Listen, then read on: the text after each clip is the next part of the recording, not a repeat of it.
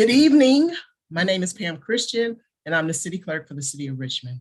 On behalf of the City Clerk's Office, I'd like to welcome you and thank you all for attending the 4th Community Workshop to re-establish voting districts within the City of Richmond.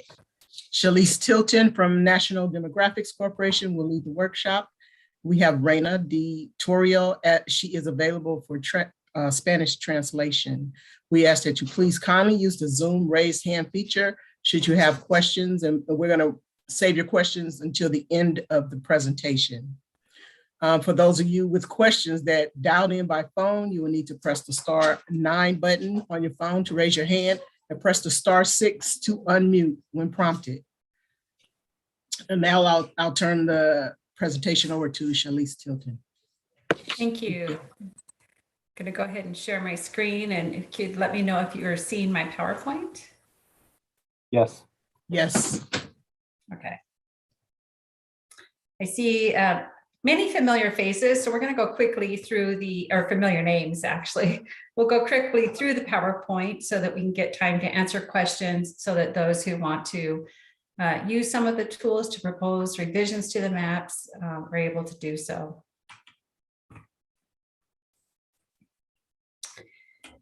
This is what you're seeing on the screen now is an outline of the process that we've been through so far. We have already held 3 of the official public hearings. Actually, we've held all 4, right? We've held all 4 of the official public hearings, as well as several workshops. And the council suggested an additional workshop to allow those who want to submit maps up until February 18th, the opportunity to submit a map. The next meeting of the City Council is going to be March 22nd, and they're looking to adopt a map on that date. We must follow the federal and state laws, equal population in each of the districts, geographically contiguous, undivided neighborhoods, easily identified boundaries, and compactness. And then we can look at other things such as minimizing those voters that are shifted to different election years, respecting the voters' choices, and eliminating or avoiding pairing of incumbents if we've already met all the criteria and it's easily done, future population growth, and preserving the core of the existing districts. Those are all optional on that 3rd column. The reason why we're here is because the 2020 census data, when the city adopted its plan in early 2020, it was had to use the 2020 census data, and of course now we have the 2020 census data, and which showed that we didn't quite have equal population in the districts. We have more population in District 5 than any of the others, and we have the least population in District 4, so there definitely need to be some adjustments to the maps. Each of the districts should contain approximately 19,465 people. When we're talking population deviation, it doesn't have to be exact, but there can be no more than 10% difference between the least populated and the greatest. So the way you do that is you look at the percentage, which is the 3rd column or the 3rd row here on this worksheet. You take the least populated one and you add those numbers, those absolute values, to the highest populated district, and if you get more than 10, then it exceeds what would be constitutionally, what would be deemed as constitutionally compliant. On the screen right now, you're seeing a draft summary of some of the demographics that we have for all of the maps. The ones that are of keen interest typically are the citizen voting age population. This is the category that the courts look at when they're looking to see if maps are drawn in a manner that would dilute the strength of our protected class voters. A category that is of peak concern is the Latino citizen voting age population, because we also look at the Black citizen voting age population. However, it's not as a big concern for us because we know that in Richmond there has been a strong history of African Americans being elected to City Council. So that category has not been of as key a concern as the Latino citizen voting age population. And additionally, the Asian American Pacific Islander, we know we're not able to reach a majority district. So we're looking for that 50% plus one. It's not possible in Richmond. However, the percentage is an indicator if particular districts are drawn in a way that would group any concentrated neighborhoods of our Asian American Pacific Islander voters. The fourth column moment talks about that deviation. Again, we're looking for under 10%. The current district is 14.6%. The pinks that you're seeing are out of deviation, out of population balance. The lighter pink were really close. So I didn't want to eliminate maps 104 or 105 because they can be easily adjusted. The council had asked questions about the voters that are deferred, and deferred voting means those voters who were expecting to vote in 2022. They're currently residing in a district that is assigned to a 2022 election year. And if the lines were drawn that would shift them to a 2024 election year, then it would have been 6 years since some of them had the opportunity to vote. So that's been a concern for the city council. It's separated out both by the total population that's deferred and then also the voters that are deferred, the registered voters that are deferred. The right-hand column indicates the number of council members that are paired in a single district. So when it shows, for example, in the current map, District 5 has 2 council members and District 6 has 2.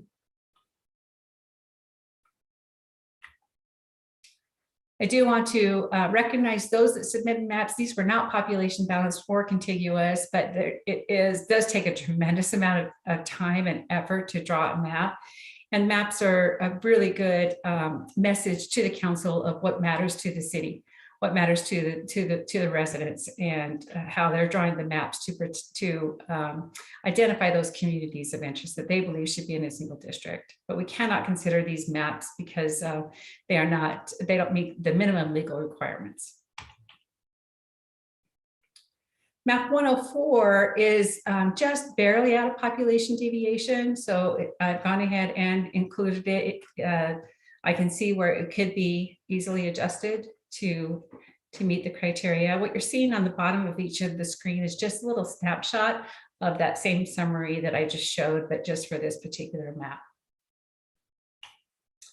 Each of the maps is listed in the PowerPoint and also on the website. I'm going to switch to a page that will show you that. I'll quickly be scrolling through these. If any of the public comments have questions about them, we can definitely go back to each of the maps. Map 102 was created by a neighborhood coalition or a group from the neighborhood associations. And they withdrew map 102B, but for the public record, because it's published, we still keep it up, but they did replace it with 102C, D, and E. And map 106B. Map 201, 202, and 203 were drawn by NDC. The best way actually to view these maps, if you really want to see where the streets are, and actually you can overlay the maps, see where the existing districts are and how they overlay. You can also overlay different maps, 2 different maps to compare them. You can activate the overlay of the neighborhood associations, of neighborhood councils.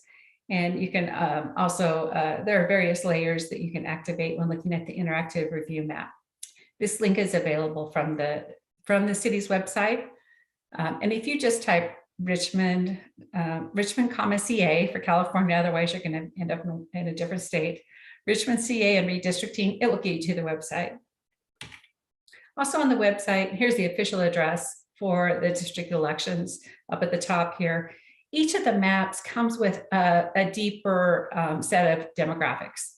So other than just showing the citizen voting age population, it also shows various categories such as voter turnout, voter registration. It also shows demographics such as language spoken at home, housing status, renters versus homeowners, income levels, number of children at home, age. And what you're looking for there are either the very high percentages or very low percentages, because it tells a message about that particular district.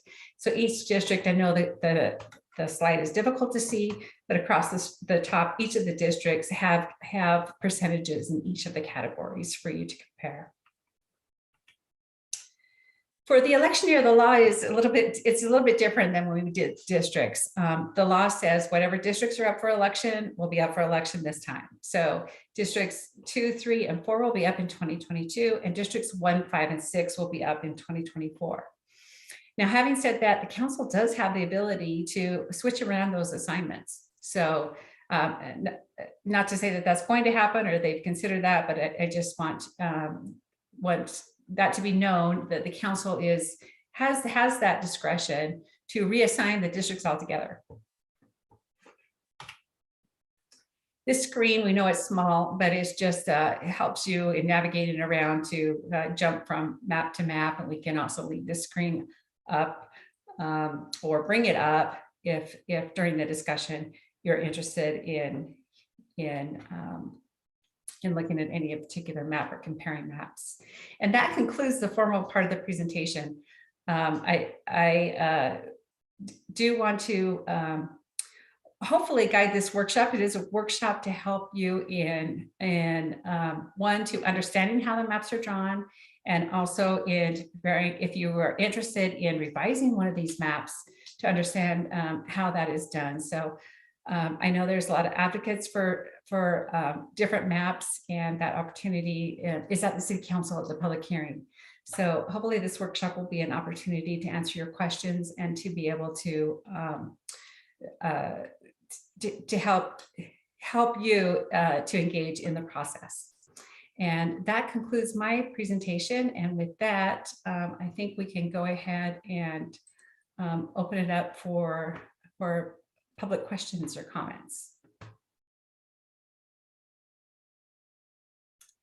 It looks like we have, Pam, do you want to handle this Like part? we have one.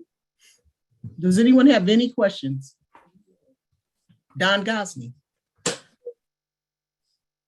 Right ahead. Unmute yourself, Don.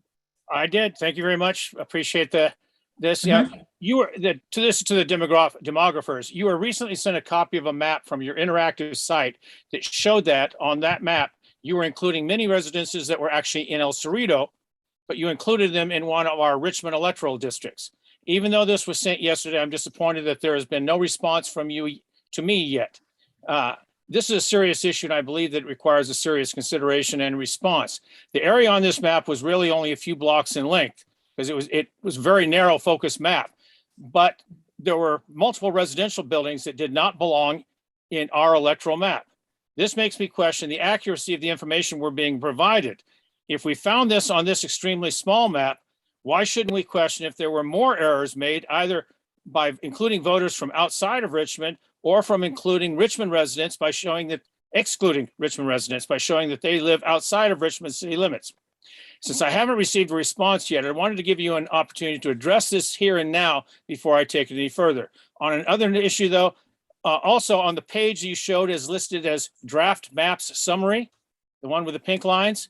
At the very bottom, you're listing map 102D twice. Oh, thank you. Thank you. I'll correct that. Simple typo, but before it goes to the council again. And the last item, and while it's good to show the column with the deferred voters, it's important. It might also be beneficial to show the accelerated voters. For example, on the 102 series of maps, those of us living in Richmond Heights and parts of the north and east, in some of those proposed maps, we would have been allowed to vote in 2020 and again in 2022. How many voters live in these areas, I can't say, but I would not be surprised to learn that it's several thousand right there. Well, thank you very much. Okay, and I'll be happy to answer your questions, and I actually have drafted a response to your question, Mr. Gosney. However, I did want to run it past Doug Johnson, who is president of NDC, so they make sure that I'm using the proper terminology in your response. But I can tell you the layman's response to your question. We must use the census provided geography, which is the Tiger Line census, which is much less precise than the local GIS geography. So you're absolutely right. When you overlay the Tiger census geography, it doesn't match up exactly to what the precise geography is. So the representation on the map does do exactly as you have identified, that they will be offset from what the true GIS-based map is. And we must use that tiger line census geography, because that's what's provided. That's what has attached the population numbers with it. Having said that, do know that it's not the geography that is used for the official assignment of voters to their voting districts. It's the actual address that is assigned. So while the map is offset, it doesn't look proper. It is the actual addresses that are submitted to the register of voters, and that's where voters are assigned to districts. No one outside the city boundaries would be assigned to a district. I can understand that you're not letting people in El Cerrito vote in Richmond elections. That was never a question. My concern is when you're trying to balance the numbers per district, how will this affect it? If you're off by 500 or 1,000 people one way or the other in any given district, that's going to make a difference, because that would, if people that are drawing the lines, people that are voting on these new map lines know this, they might insist that these lines be shifted a block or two one direction or another to balance things out a little bit. Yeah, the numbers are accurate. So the numbers are correct. It's just the visual lines, the visible lines are not. All right, I'm having a tough time understanding how that could happen, if, especially for those of us that might be drawing the lines on proposed maps. If we start shifting lines around, should we count on the lines that we're seeing on the map, or some hidden data that we're not privy to? Because we follow the census block geography, and the census block geography has the addresses assigned by census block, that will be avoided. Okay. I know it's frustrating. It is more than frustrating, but thank you for your response. And there's a Q&A question. If it's very difficult to see where Richmond Village is on these maps, any chance of zooming in on that area so we can see which districts we're being proposed for? Okay. I'd like to switch to the interactive review map. That's the best way to show that. So is there a particular map that is of interest? I don't see the map referenced. Where's Richmond Village? I'm sorry. Okay, yeah. Can you see my screen that shows the interactive review map? Yes. Okay, so are they Hilltop Villages is here, Harchester Village is here, Richmond Village is in the center here, Richmond Village is the Metro Square area. And I can zoom it in more closely. So, and this particular is the current districts. So the current, this is what the current districts show. So Richmond Village, I can do that, take off the outline, show. We can also change the baseline map through there so we can show different views and different underlays. We can even show the Google satellite image. But this is the best way to show the district boundaries of each of those. And you can actually type in your home address in this location, and it would show you precisely which district you're in. I hope that answers the question. And we have a few more questions. Please describe how voters with some of the maps could be delayed for 6 years. Also, what areas of the city will be most affected? So what happens is if a district is up in 2022, for example, let's highlight Let me take off the neighborhood overlays here. District 2 is up in 2022. If it were assigned to another district that's up in 2024, then all of the folks that are living in this particular area would now be residing in District 5 that wouldn't be up until 2024. So they've waited. They weren't, District 2 wasn't able to vote in 2020 because they were assigned 2022. So they're expecting to vote in 2022, but this map, a new map, will be adopted before the 2022 election. And if this line is shifted over, like District 5 encroaches on District 2, this is just an example, then those folks in District 2 will now be not be able to vote until 2024. So I hope that provides an answer. Okay. Here is another question. Can it be considered a conflict of interest for a city council member or members being able to communicate with NDC since you don't respond to the public? Doesn't seem fair. Well, ultimately, we work for the city, and the city, the public's elected the elected officials. So we want to make sure that we respond to questions so that decision makers are fully informed. And then we're holding these public workshops to be able to answer questions for the public. So, it would not be a conflict of interest. It's typical.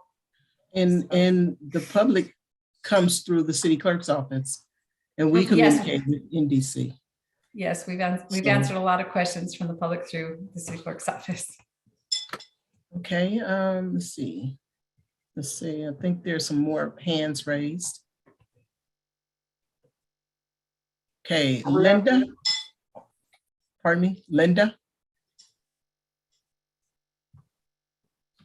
Unmute yourself, please. Thank you.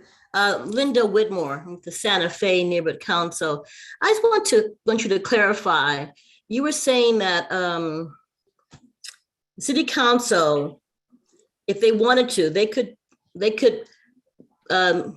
keep the district elections the same as they are now. The ones who didn't vote in 2020, what was that, districts 2, 4, 6, I think it is. Am I right about that? That they could keep those districts, they can allow them to vote. And if they did that, then in 2024, we would be back to starting all over again. Am I looking at this the wrong way? Let me clarify my statements. So once the new map is adopted, so wherever those new lines are drawn, it would be those same districts that are up for election. Oh, okay. So they cannot go, but they cannot allow, whether the lines are drawn or not, they can't allow the ones who didn't vote in 2020 to vote in 2020. 2022. They have to start with the lines they have now, but they could renumber them, you're saying, something like that? They could. I don't foresee that happening with the city of Richmond because there wouldn't be a need to, but just to give you an example of why that would happen. Say that I'm looking at this districts 1 and 6 side by side here. Say that the new map split those evenly across, and in my draft map, I said number 1 was on top and number 6 was on the bottom. Okay. Well, when council's adopting that map, they can say, no, we don't like how that's numbered. We want to put 6 on the top and 1 on the bottom. Okay. Mm-hmm. Okay. I also, and I'll this is my last question. I'm interested in finding out too. I know Don Gosling brought up about the districts that are going to be allowed to vote again this year when they voted in 2020. So we hear about the ones who will not be voting, the numbers, but I haven't seen anything about the numbers that are going to be double who voted in 2020 and will be allowed to vote again in 2022. I'm interested in finding out how the maps, how that looks also. I know you can't do it right now, understand that, but I'm saying. Well, Yeah, and actually, it's a very labor intense Oh, okay. process. The city of Richmond is, there's only 2 cities that we've done the voter accelerations for because it's Okay. such a labor intense process, and Richmond was one of them. Otherwise, we ask you to just overlay the maps and do a guesstimate because we don't have a program that will automatically run it. So I actually spent the best part of all of last weekend doing it, the voter accelerations, because I know it was important to the city and to the council. And yeah, it's a very labor intensive process. Okay. One can do it from the interactive review map, however, because we have the census. Oh, actually, they're not on here. Yeah, that Richmond's too big. Sorry. Okay. Okay. Yeah. Thank you. Appreciate it. Thank you. Thanks, Linda. Our next speaker will be Janie Holland. Janie, please unmute yourself. Actually, I was, my name is Janie Holland from the Santa Fe Neighborhood Council also. And I raised my hand and then I lowered it, but since I'm on, when we were talking about Richmond Village, you zoomed in on Richmore Village. And there is a Okay. between Richmore Village and Richmond Village. I'm They're sorry. locations. Where would Richmond Village be? Richmond Village would be, it would be someplace near Carnata, Cortez. It may be in District 3. It looks like it's not labeled. Maybe it's not labeled. It's I see not Santa on Fe, I here. see Coronado. Yeah, it's someplace in there where it's somewhere in there where 3 is, I think. Mhm. It would be someplace in there. 'Cause Well, I it's see Richmond usually- Village Metro Square.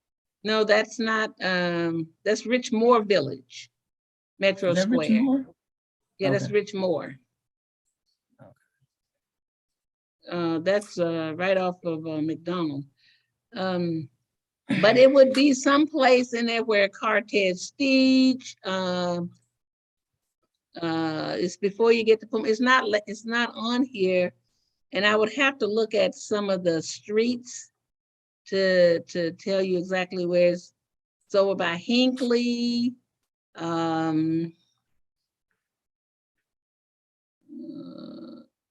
can't really see. There's Hinckley and there Foothill. You Can you see see my Hinckley? cursor? But yes, Hinckley. Yeah, that's Hinckley. That's Hinckley. Okay, and some more streets in there. What are the other streets? We can zoom in more closely, see if they'll populate. There's Martin Luther King Jr. Boulevard running here, Hinckley, Foothill Avenue. What avenue? Foothill? Yes, that's all of that is Richmore Village. Oh, okay. I mean, I'm sorry, Richmond Village. Richmond, yes. Yes. Thank you, Janie. Okay. Okay, our next speaker will be Lori Hart. Please unmute yourself, Lori. Hi, this is Lori Hart with the Protestant Village Neighborhood Council. And I'm a little bit confused about this meeting. I heard Vice Mayor Demolis talk about coming together with the maps that people were favorable with and trying to get a compromise. And I don't hear that happening. So I was a bit, it was a misnomer on what this was actually going to be. I thought you were going to have the people that were leaning towards this and the people that were leaning, because these were particular maps that were generally identified so that we could come up with some commonality and maybe make some compromises. But am I to understand that that's not going to happen? We can absolutely have that discussion if there is a particular map you're interested in and wanting to make modifications to propose or Well, along those my lines. my question is with 201 and 202. I mean, the neighborhoods who, the neighborhood council has constantly identified why we drew the maps that we did. But I was hoping I would hear something from 201 or 203, where they would be willing to compromise and reunify some of these neighborhoods. For example, Hilltop and or Iron Triangle. I'm just under the opinion that in general, people they're not compromising. And so Demolus led me to believe that this was going to start a conversation with compromise where you could say, okay, we can reunify, we'll change your map so we can reunify this district or this group or that group. But we're just looking at the same stuff that we've been looking at since you presented them. And I can say that because I think I have attended just about every meeting. So I thought the council, the council, the councilmen and women would be here and they would be, opening up to discussion as to what is it that people are willing to try to negotiate. Well, the council would not be able to attend this meeting, not more than 3 of them, unless it is a city council meeting. And this is a workshop. So that's why Okay. they're, that's why. Yeah, so they- again, it was a misnomer when Demolus said, well, why don't we get those groups together so they can talk about the maps? The ones that people were leaning towards, I'm not really hearing that. So understanding that that's not what I guess the intention of this tonight, then my question has been answered. I thank you. And I can let you know that 201, 202, and 203 were drawn by NDC without any input at all from the council or any member of the public. I can tell you something interesting about the Iron Triangle. This District 1 has our highest Latino citizen voting age population. And the neighborhood continues over up into this upper area. There's a high concentration of our Latino citizen voting age population in this area. I believe it's around the high school. So when a map is drawn in this particular fashion, it does exceed that majority Latino citizen voting age population that's required by law. So that's why you'll often see that this configuration to try it because to respect those higher concentrations of the Latino citizen voting age population for Federal Voting Rights Act purposes. So that's just one commentary on, I know the Iron Triangle, it doesn't capture the entire Iron Triangle. Mhm. And that there's also some other difficulty up in this area too, simply because of the geography and population balance. So this District 4 has to encroach into Hilltop and somewhat because there's not enough population in District 4. I'm sorry, is the Sprante Hills. So you either cross over into Richmond Heights or you go up into Hilltop. So Hilltop in and of itself it's difficult to have it just be one on its own without picking up some population for balance, so we can get balance on District 4, or District 4 has to come over into Richmond Heights. So that just makes it a little bit difficult when you're trying to population balance and respect those neighborhoods. So hopefully that kind of gives you a little bit of insight into the reason why you see some of the maps drawn that way. But certainly if today you see something you like in one map that may work, can be combined with another map, that's something you can certainly suggest as well. And hopefully through this workshop, it will, we hope to also enable you to be able to, I know it's difficult to talk about maps when you have 2 or 3 minutes to do so, but to help to understand at least why some of the maps are drawn the way they're drawn. I hope that helps. Our next speaker will be Naomi Williams. Naomi, please unmute yourself. I'm getting more confused. Can you hear me? Yes. Okay, I'm getting more confused day by day. Number one, they said they wanted to keep all the neighborhoods together. And now you're saying there's a high percentage of Latinos. And in District 3, we had some, but you want to cut them off.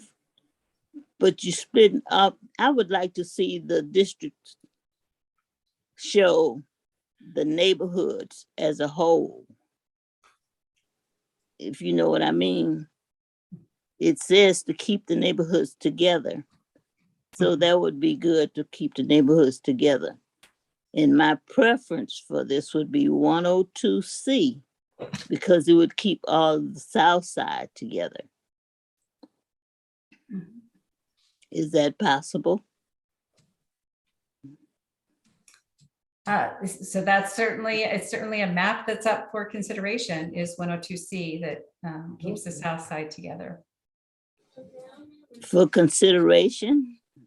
Yeah, so it'd be something you would want to tell the council that this is a map that you support, because for that Well, I'm reason. sure there's some of them are listening right now. So maybe you can put that in your head, council, that we want to keep the South Side together, not split.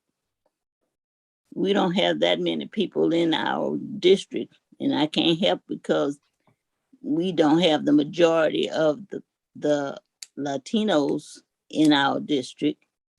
And you have to take some out of the Pullmans to put them in another district. But I heard you say one time that Richmond has a lot of Blacks on the city council. The people voted for them, not the DNC and not other people. The people voted for them, and the people made the 102C, and it was not districts, but it was people from all over Richmond, from different communities that voted for this map. So I didn't see anybody else before we did it. I didn't see anybody else doing anything. Not that they wanted to or didn't want to.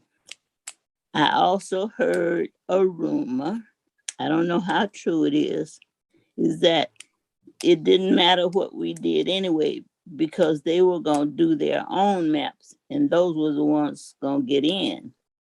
So that's unfair to us as people and voters and citizens and taxpayers and everybody else that lives in Richmond. That means that we can work 20 days and they can come in and work 2 days and change our maps and change the way we think. It's frustrating. And I really agree. I was sorry he did it, but I would agree with Willis. It's frustrating. Things were going fine before the districts came in, and now you got us fighting against each other. Because I want all of my people in my neighborhoods. I don't want to split between districts because we're working together. But when we get ready to vote, we got to vote separate. That's unfair. Thank you. Thank you. Yeah, the lawsuits are unfortunate, and I share your frustration. I agree with you completely, especially with a city that has such diverse representation. And that's one reason why we want to make sure that the city doesn't face another lawsuit. And because it's a waste of money, your taxpayer Well, it wastes money. money anyway, but okay. Mhm. Okay, there is a. Okay, we have another speaker. Our next speaker is Michelle Rappaport. Wait a minute. Michelle, unmute yourself, please. Hi, this is Michelle Rappaport. Thank you. The previous caller, I'm sorry, I don't know her name, asked to see some of the other maps. And actually, these are the maps that I want to understand. I prefer the 201 map or 203 because it keeps our neighborhood contiguous. If we're placed with the San Pablo Dam area, the person who will be representing us will not be at all interested in our small little neighborhood over here. So, so this one looks like, now which number do you have up here now? This is 201. Oh, this is 201. Okay, so I want to see 102C, D, C and D. And I want to know why that seems like a better situation. And what does that look like in terms of voting and who gets to vote? Does this allow the majority of people in Richmond to vote in the majority of elections for the district council seats? For the district, right, for the council seats. I don't know if there's someone who wants to speak to a map submitter that submitted the 102 series. One of the main differences is the annex area is with the Bay and Point Richmond area. So you'll see that's one of the big differences in the 102 series maps than we see in some of the other maps. I'm sorry, what is with the Point Richmond? Point Richmond and the annex areas are together. Oh, I see, the Although- Richmond Annex. yeah. Yeah, Mhm. okay. So all of those southern, that seems like it's a very diverse group of people.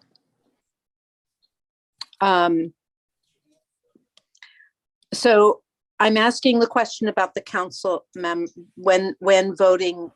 Is this equitable in terms of voting? Does this allow the majority of people in Richmond to vote in as many elections as possible? So the way that the elections work is there are three districts up in 2022 and 3 districts up in 2024. So exactly half of the people will be up in 2022 and half of the people will be voting in 2024, or half the people will be in districts that vote in 2024. So it's even that way. The only difference is that as I mentioned, those voters, and this is a good example, the voters that there were in Point Richmond were expecting to vote in 2022, and with this map, they'll vote in 2024. Okay, so people in Point Richmond won't vote for Just for city council, they'll be voting for all the other offices. for city council, okay. And Mhm. so then who will they have as their city council member? So that gets to be a little bit more confusing question that takes a while, but we do have an elected official from District 5 who will continue to serve District 5 through 2024. And District 5 is the Point Richmond area? If this map were adopted. If this map were adopted, Point Richmond would be District 5. And where is District 5 now? District 5 now, I can show the current. So District 5 ends after Marina Bay. It doesn't wrap all the way around. Okay, so District 5 is expanded. And on this map, I don't see Hilltop. Right, it's on here. I'm sorry. I just wanted to be able to show some of the. Yeah, okay, Mhm. okay. So, so my understanding is that there's a problem with it being inequitable. The 102 is inequitable based upon who is up for election. And it's gonna, it actually determines what the next council will look like. And I'm just, this is what I wanted to know. I would love to have a couple of these see. maps sent to me. And the one you have is nice because it has landmarks and the roads. I'm not sure if the one on the site does, but I couldn't get it to enlarge like this. The ones on the website are printable maps, so you can't zoom in more closely. What I do is I take a screenshot of these because you can get exactly the detail in the area you want. If we were to include all the detailed area, the map would not be printable. So yeah, just zoom in and take a scrone is the best way to be able to see. Yeah. I don't know what you're saying about 102, the 102 series. The one thing it does is there are 2 council members that would be in its District 5. But that would be the only, that, and then I believe it would be leave District 4 as vacant. Right. I'm not district, I'm sorry, I'm sorry, District 2, I believe would be vacant. So that's kind of the information. I have a feeling that the 102 and 102 CD and all of them were meant to change the landscape of the council specifically, instead of being a fair map based upon all the people there. So I'm still in favor of 201, but I do want to know more about this. So if anyone else has more to talk about in terms of if they can explain what the advantages of 102 are for the people in that area and in Richmond, I would really like to just hear it. It's not that I want this map. I just want to be able to hear about it. And actually on the website, under the draft maps, our map, our plan submitter comments. Can you see my screen? I can. With the map submitter comments? Is that showing? Yes. I do. I didn't Yeah. find it though. Yeah. Oh, okay. So it's under draft maps. Okay. There's one line that says map submitter comments, and that the drafters of 102C, D, and E went to great lengths to describe their map. So there's several different considerations that they took into consideration when they were drawing the map. So you can. But it doesn't that sound may like. be of interest.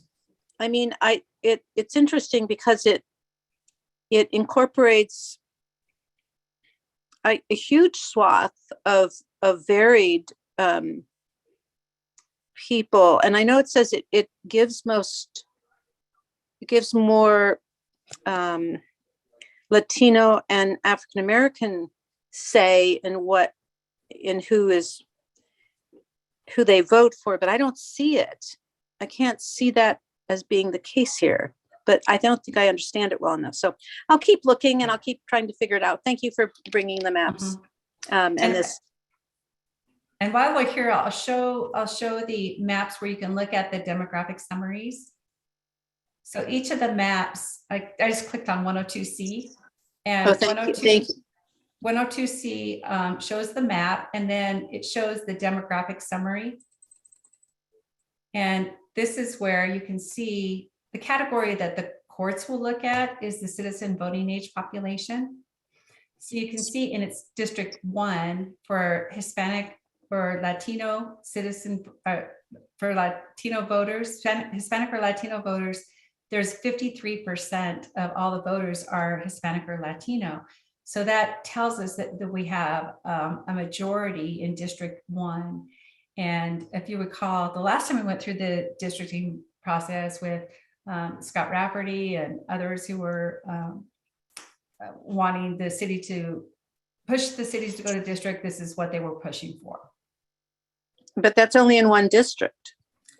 Right, you're only able to accomplish it in one district. But this would give District 1 a stronger chance of electing a candidate of their choice. It might not necessarily be Hispanic or Latino, but their preferred candidate.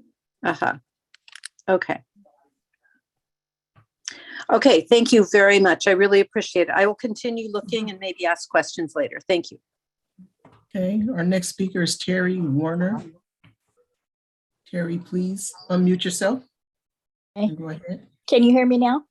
Yes, we can. Okay, thank you. Yeah, I am very much, I'm in the Northeast District, in the part that's on map 102C that's going to get cut off to move to join with Carriage Hills and El Sobrani out that way.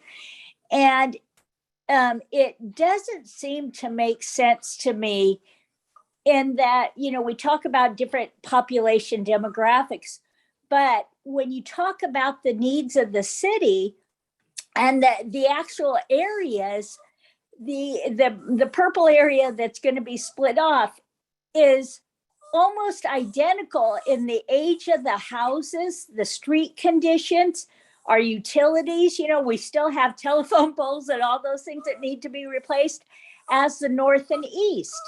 And if we're looking to have community relations, our community is tied to north and east, where we go for our emergency area. I'm not, if there's an emergency, a big earthquake or something, I know that I go down to the Berg Park. If there's an emergency now, would I be expected to go out to Carriage Hills? It just really, the 102C, and with all due respect to those people that worked really hard, and Mrs. Williams, who explained that she'd like to keep District 2 together, I get that, but we'd like to keep District 6 together as well, because we're so similar and our needs are so similar. It's very, very hard to relate to the homes and the needs of the people out in Carriage Hills. It just is. And I've lived in Richmond for 67 years. I kind of have a sense of these things. So anyway, that's all I wanted to say. Thank you.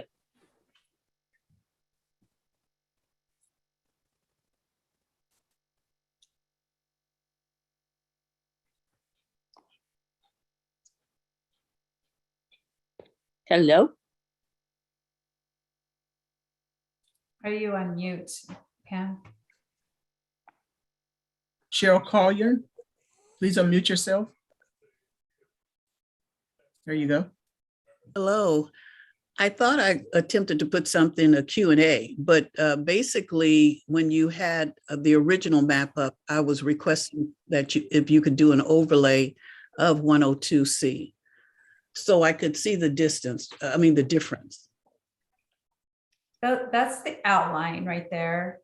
When you do the colors, it gets a little confusing, actually. Oh, okay. So maybe the color, you want to start with the outlines, the red outlines, show the difference. So that would be considered the overlay? That's the red overlay. line?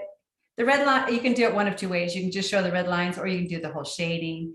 And when the shading works, like, for example, the previous speaker was speaking about north and east and this Richmond Heights area. And if you focus in on this border right here, when I do the shading, you can see the difference. Okay. And I actually was interested in District 5. I live in the Panhandle Annex, and I wanted to see if there was a difference if my community was being split. Okay. So those are the current districts. And then it looks like everything stays the same, or at least 102C. Okay.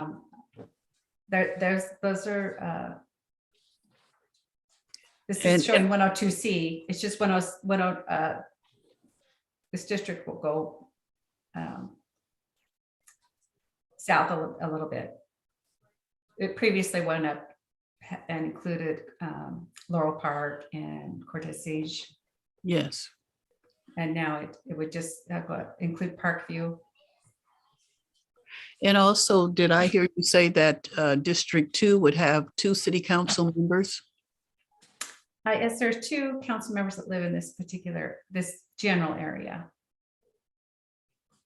Okay. Okay.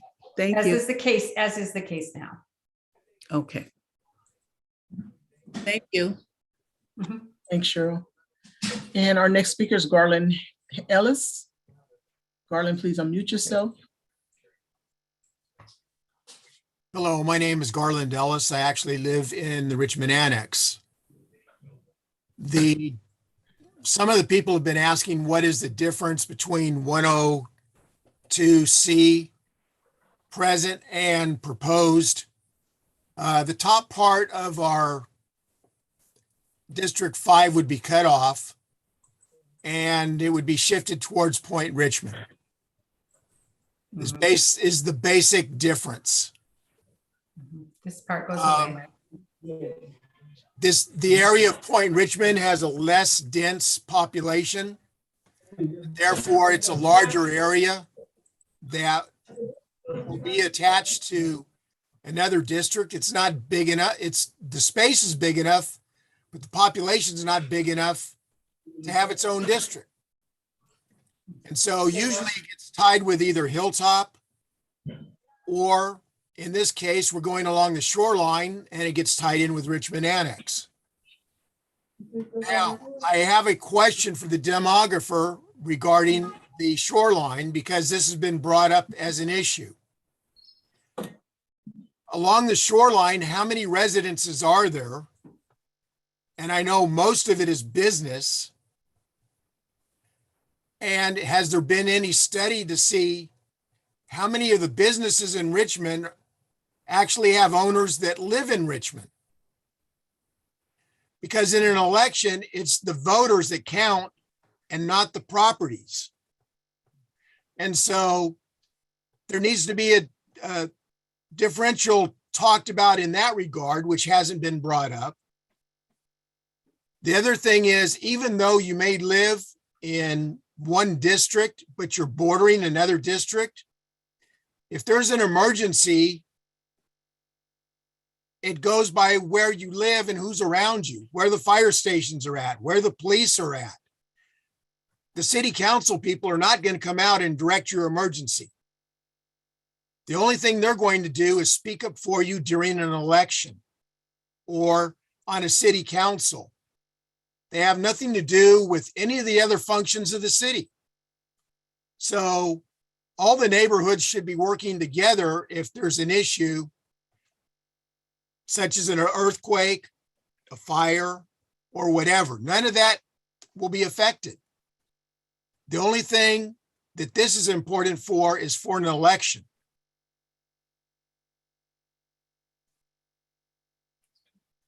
And that's all I have to say.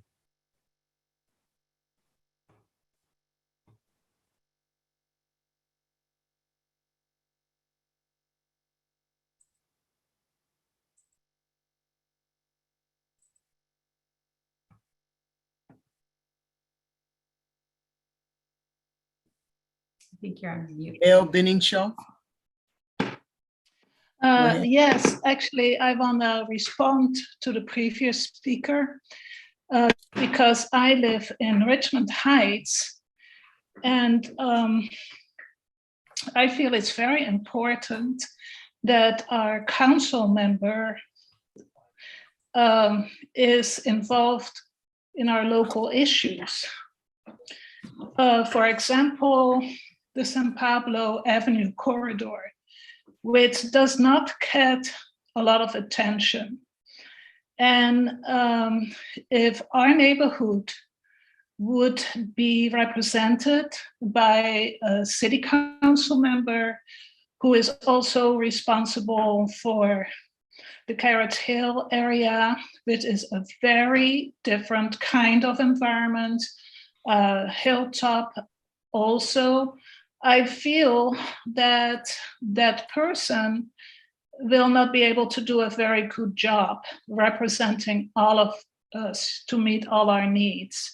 I think it is really important that neighborhoods are contiguous. There is on this map a very arbitrary connection made between our neighborhood and the outlying areas. We have nothing in common, so to speak, with the people in the other areas. And therefore, you know, people feel very strongly that we really would like to be with a council member who can really be concentrated on this very specific area around San Pablo Avenue. So, and that's why map 201 and 202, et cetera, are our preference. The other thing that I want to mention is if you look at the impact of making some changes to those current maps, you know, there are no disenfranchised voters. It is very, very simple and straightforward compared with, the other type of maps where there is a lot of adjustments that need to be made. So that's all I want to say. Thank you. Thank you. I still see Garland Ellis' hand raised. Are you still wanting to speak?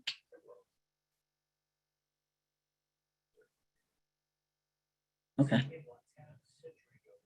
I don't see any other hands raised. Just to let everyone know that we are accepting revisions to the current maps up until the 18th of February, and that's Friday by 5 o'clock. Oh, I see a Stephen Bischoff. Stephen, unmute yourself and go ahead. Yeah, I guess the thing I wanted to say is as I understand it, District 6 has to be split somewhere because there are too many people otherwise. So, it's not like, I don't know how you do anything with the problem of having, people who are in the sort of same area. I understand the problem, but I don't understand how you solve that problem when you have to reduce the population in the district.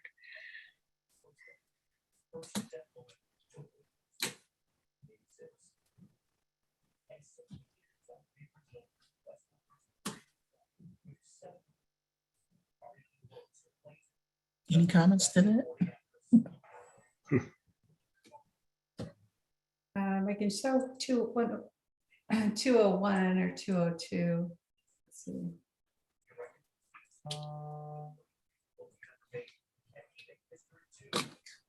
This is 201.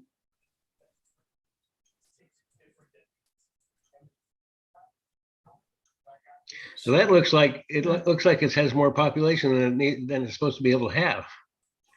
I don't get it. Yeah, to look and see where the population balance had to. Don't have that number up. I'd have to switch over to the existing districts and see just how much population balancing had to take place. It looks like District 6 has the same outline.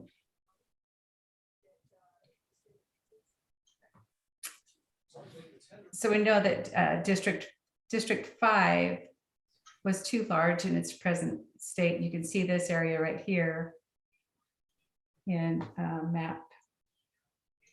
We have map 202. So this area right here was moved from District 5 to District 3. Right. Mm-hmm. And there was some other change in this area up here because District 4 needed to grow, so its boundary moved over. So districts maps 201 and 202 and 203 showed minimal change. I guess I don't understand that if there's supposed to be a population surplus that makes the district as it exists have too many people in it. I don't get it.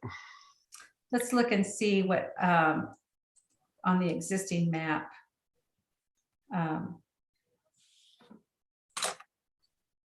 Where those imbalances were. So this is the existing map with the new census data. And District 6 actually was population balanced.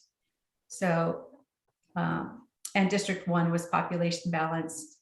The troubled areas were District 4 was too small and District 5 was too big. So the simple remedy is to just make those adjustments between those two. However, they don't touch each other. So it's not as simple as that. But the other districts are pretty well within population balance. So District 6 is almost, or District 1 is ideal. And District 6 is pretty close at a negative 1.16. That's pretty close. So it's 5 was too large, 4 was too small. 3 was a little bit too small.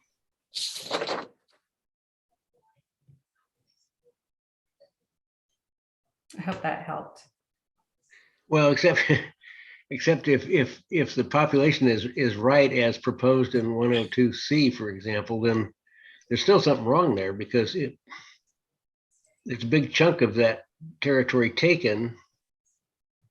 And It picks up this whole entire heavily populated area down here. District 6 does. okay, and so that's a change from Mhm, the way it is now. mhm.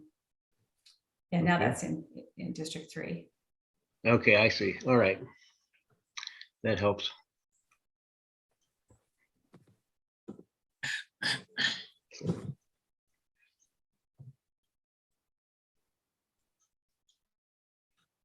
Okay.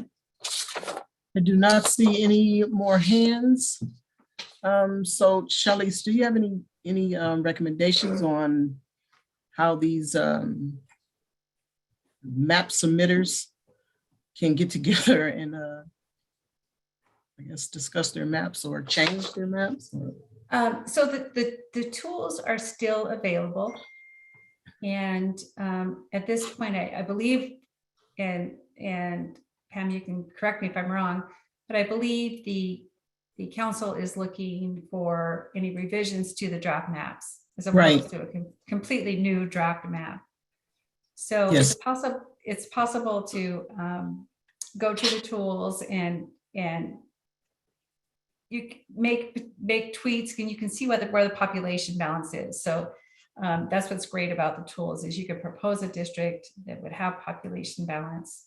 I think if you feel strongly, if you like a particular map, how it is, and you know, I think we've heard some excellent representation of how you would articulate that, the reasons why it does make sense.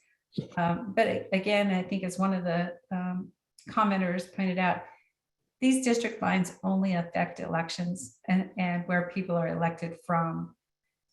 When you're talking about things that affect certain areas, those things will continue to affect those particular areas. And oftentimes, one way to look at it is if you have a particular area, say, looking at this map, north and east and Richmond Heights together share some commonalities. One way to look at it is you have 2 council members who are looking out for this entire area as opposed to 1. And I can tell you, in some jurisdictions, they seek that. They're looking to have more than 1 representative, so they at least have 2 votes on the council for their particular area. So I know that it feels like it's dividing neighborhoods. It's really just defining where people are elected from. But I certainly understand when you're talking about things about resources and advocating for resources and not wanting to compete with other areas that are not similar to yours. It's completely understandable. But I think we heard some good comments today, and I think this is what the council needs to hear at their next public hearing so they can make their decisions. Okay. All right, thank you. I just wanted to remind everyone that we will be accepting revisions to the current draft maps up until 5 o'clock on February the 18th. And I'd like to thank everyone for participating in this workshop. There was a total of 40 participants, and the next public hearing is scheduled for Tuesday, March 22nd at 7 p.m. And you can look at the published agenda for the meeting information. And, you know, that's posted the Thursday before the Tuesday meeting. I'd like to thank Reina Del Torio for her Spanish translation. And thanks to Charlize Tilton for her presentation, and KCRT for putting together this webinar. And that's it. Good night. Thank you.